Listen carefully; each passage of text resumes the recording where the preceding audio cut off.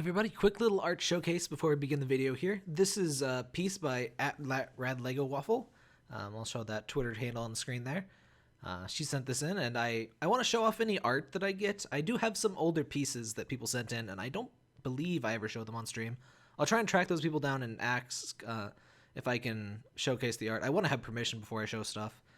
If you did send in stuff, let me know if you want or don't want me to show it off. I'll just show it off at the beginning of a video like this.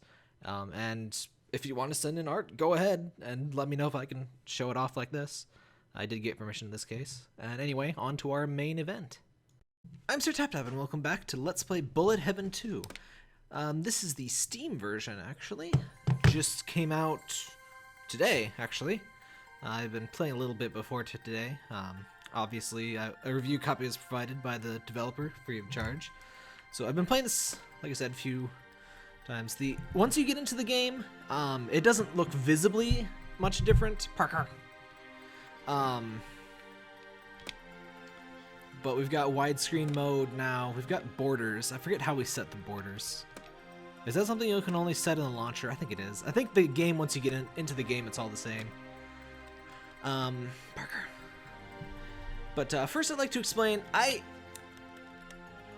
I'm stupid sometimes, so honestly my original goal of playing all through heavenly mode, like the highest difficulty, without dying. Parker, please get down! What is your deal?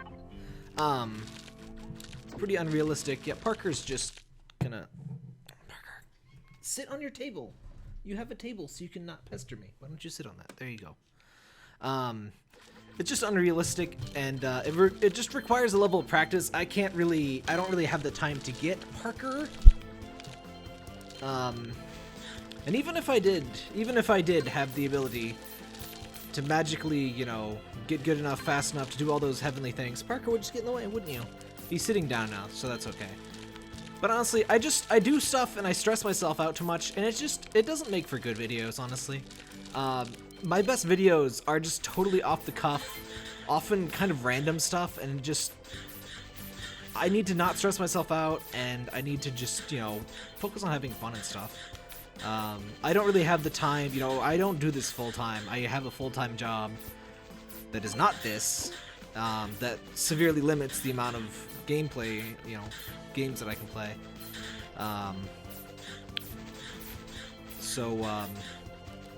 I really can't focus on, you know, trying to provide a perfect first playthrough for YouTube, and I just need to not worry about that. So that's the end of my spiel. I'm just not going to worry about stuff, and I'm going to try to...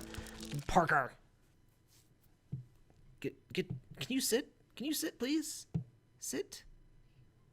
Sit, please. I'm going to put you down, but you're going to get back up, aren't you? But yeah, I'm going to try to be, you know, less obsessive and stuff and just have more fun. Parker, please. And like, I already made these videos late. I didn't want to get these videos late. I set my standards too high, and that was dumb. Anyway, this is the Steam version. You hopefully have noticed it is completely free of the... Oh my gosh, Parker, please. I almost ran right into a bullet. Why can't you just sit like this all the time? It's pretty much completely free of the micro stutter that the Flash version, or it's kind of still Flash. This is Adobe Air, so it is not browser Flash, and because of that, it has, the developer said something about this to me, it's, Web Flash has to do some browsery things, so the browser can still, like, halt its I forget exactly why, but basically the browser is doing background crap, and, you know, browsers aren't built specifically for games. Well, Adobe Air is built specifically for, you know, specific application performance. So if you play the Steam version, you're gonna have way better performance, even at a higher resolution. Actually, I can run this way better than the web version, even, you know, even though the web version is a lower resolution, because it's not really... It's the browser that's killing your performance, not really the game when you're playing in a web Flash player.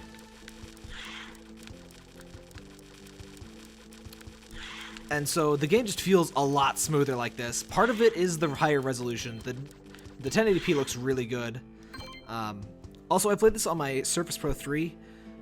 It looks really good at 144p. The Surface Pro 3 just can't quite play it at maximum res, full screen.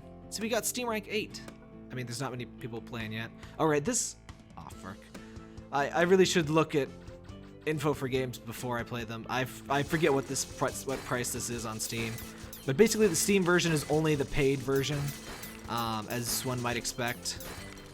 So you get all the deluxe content immediately. Well, not immediately. Like, you have to unlock it. But you don't have to pay because you already paid. Whatever.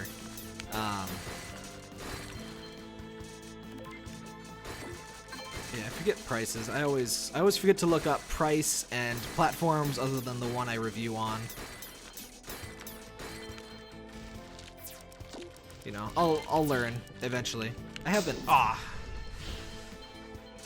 learning. This has been a pretty busy year for me in terms of trying to step up my video production skills, the website. I've been sort of wearing too many hats and trying too many new things at once, which is I want to try to sort of chill out on the videos in terms of having high standards for myself. I'm just gonna, you know, do what I always did and, you know, find random stuff, play it without worrying about it, and you know what, if I don't make a good video, I can just not upload it. I don't need to worry about tons of pre-production gameplay.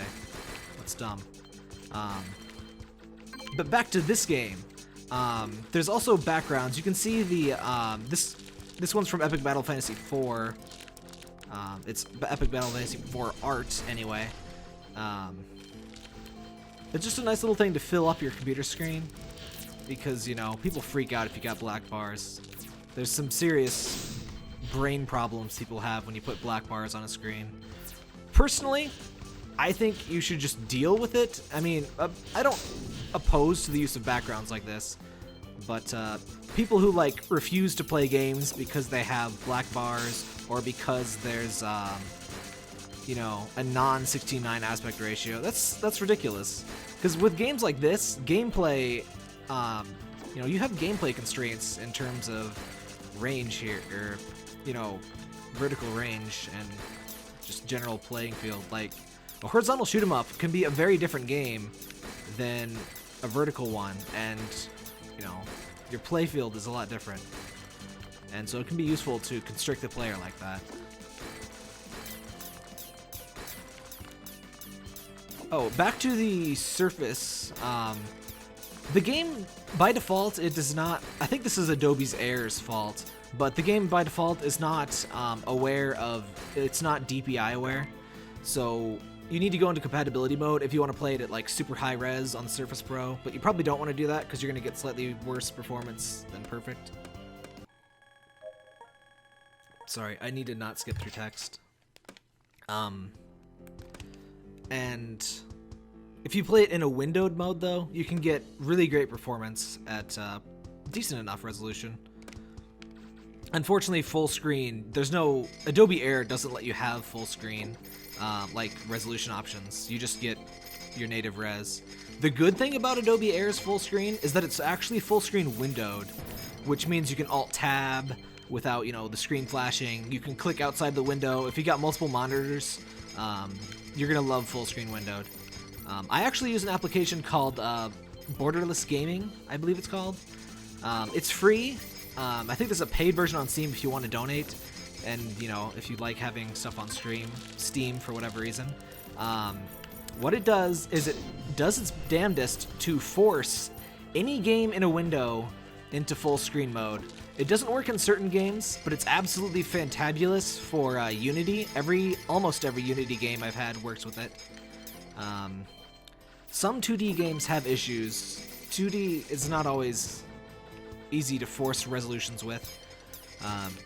But I would say I have about at least a 90% success rate if you can get a 1080p window. And sometimes, even if I don't get a 1080p window, like Arcana Heart 3 Love Max, it has this weird problem if you play it in 1080p. The art is all designed for 720p, and if you pick 1080p, it actually looks worse. But if you force a full screen resolution of 720p, you can have a 720p full screen window in a 1080p display. Like, it just looks just fine. And I'm honestly not entirely sure how all of that works. If it, like, I don't know, maybe my PC's upscaling is better than the whatever the app uses, but I don't know. The point here is Borderless full screen gaming is great, and you should definitely try out that free app if you like to have not shitty full screen mode in your games, which I do.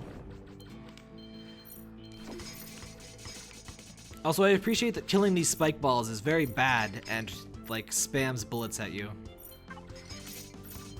because you should not hurt spike balls. Hurting spike balls is unethical. Killing basically everything else in your way, perfectly fine. Not the spike balls, though. That's rude. Also, I like how they make little obstacle courses that you can't really clear here. Anna's very good in this area because of the homing. Otherwise, you have to get in front of stuff. Though, honestly, it's not too hard. Though, one reason it was stupid to worry about doing everything on Heavenly, if you show this game's hard mode, or even this game's normal mode, people that don't play bullet hell games, or that haven't played this game in particular, often don't really, you show them normal mode, and if you told them that's hard mode, they believe you. It looks hard, especially bosses and stuff. As an avid bullet hell player, I can pretty easily tell when there's bullets missing from patterns. Like,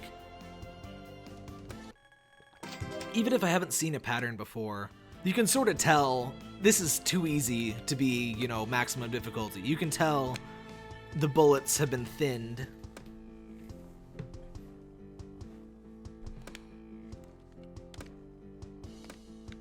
So yeah, now we have slightly strategic enemies. Which I'm not sure if that causes problems with Anna or not. I forget what I've played this level before, but I forget who I played with.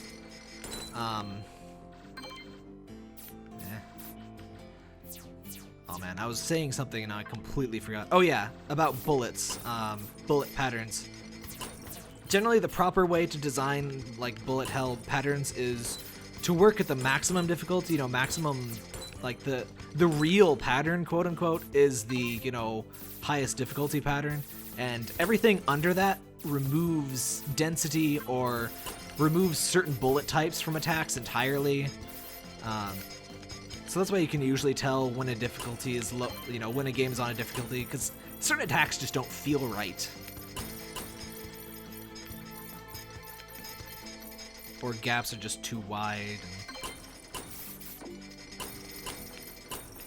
But honestly, you shouldn't start a bullet hell game and try to play on anything higher than normal. Honestly, you should probably start on easy unless you're like a super fan and have played a ton.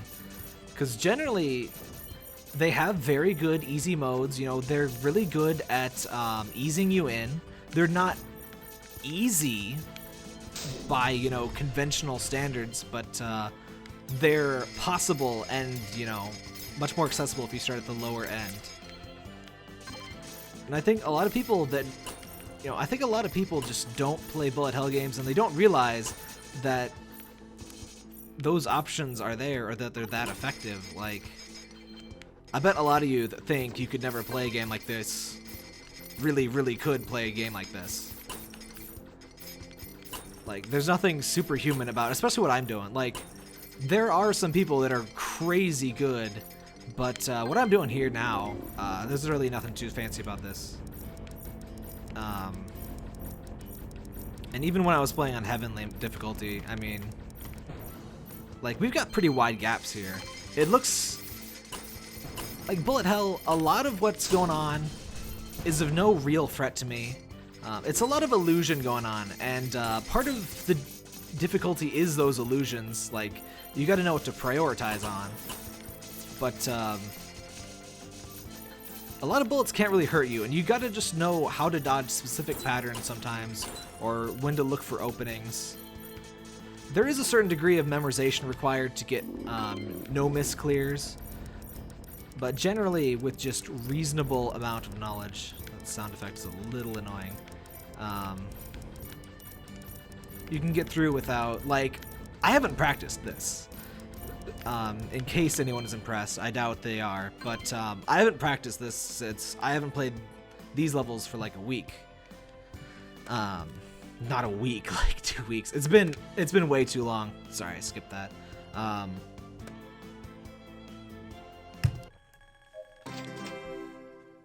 I really should have just played like this from the start. Protector of the, oh, we're already at the boss. Anna. Oh. If this is the boss, Lance seems pretty much the best for bosses because of that. I think I talked about this last episode. I keep forgetting what I talked about because it's been so long. There's so many reasons I shouldn't do what I do with this. I'm so sorry. I totally screwed this one up trying to be a show off, basically. That was just dumb of me.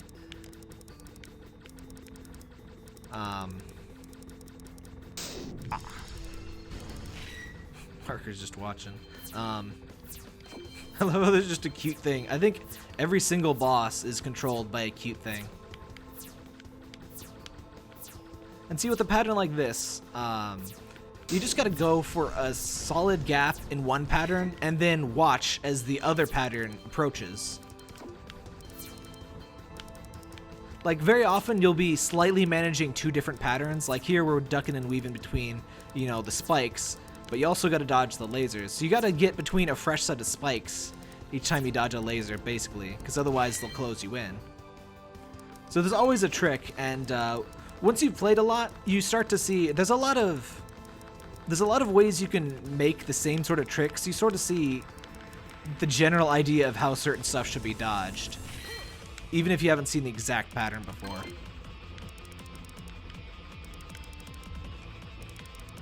Also, despite being a programmer, I am not a huge fan of math. I don't really, you know, I make computers do my math for me. And the one thing that I wish I was good at math for is designing crazy bullet patterns like this, because there's definitely a lot of math involved. So that's, well, I've never really tried designing bullet hell games myself. I really have too many hobbies. I would kind of like to make a game, but I mean, it is a crap ton of work, incredibly risky. I have nothing but respect for people who can make that work for them, or people even, damn it, who try to make it work for them. Because that's a crazy amount of work. No matter how well you do, a lot of people are gonna think you're scum. Damn it. I just sat there and that was just, ugh.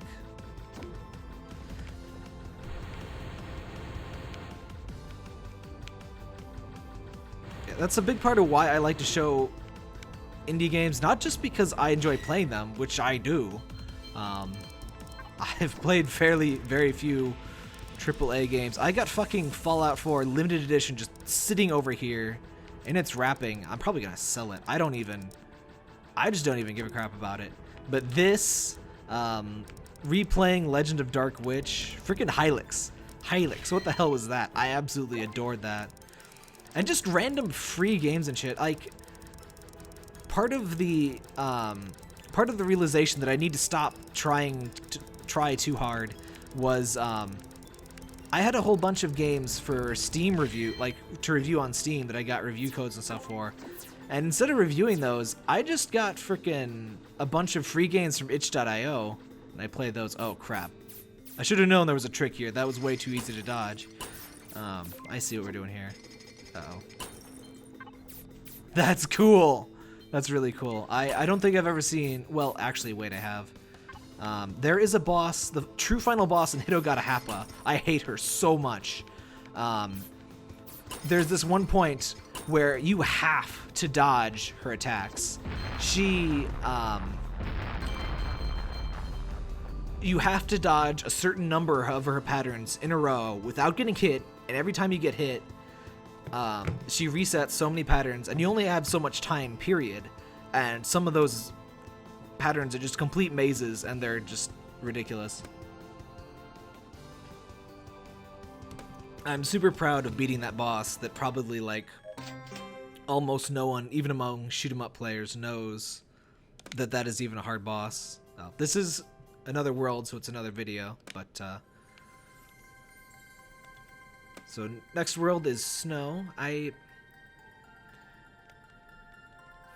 Bullet. Oh crap, I forgot. This game does have cloud save, which is awesome, and you can also import your browser game save into the Steam version and then upload it to your Steam cloud, which is exactly what I did, and it is pretty awesome.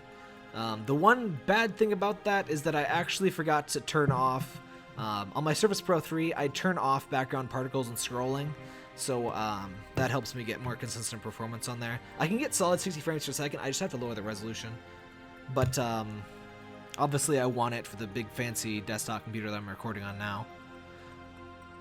But oh well, and the music is slightly loud. There we go. Oh, let's see what we got in the shop. I think oh, and he added some minor buffs to the costumes. I'm not sure if we saw that yet. I have not been looking at the buffs at all, honestly. I probably should. But we'll worry about that later. Can I get all of? Yes.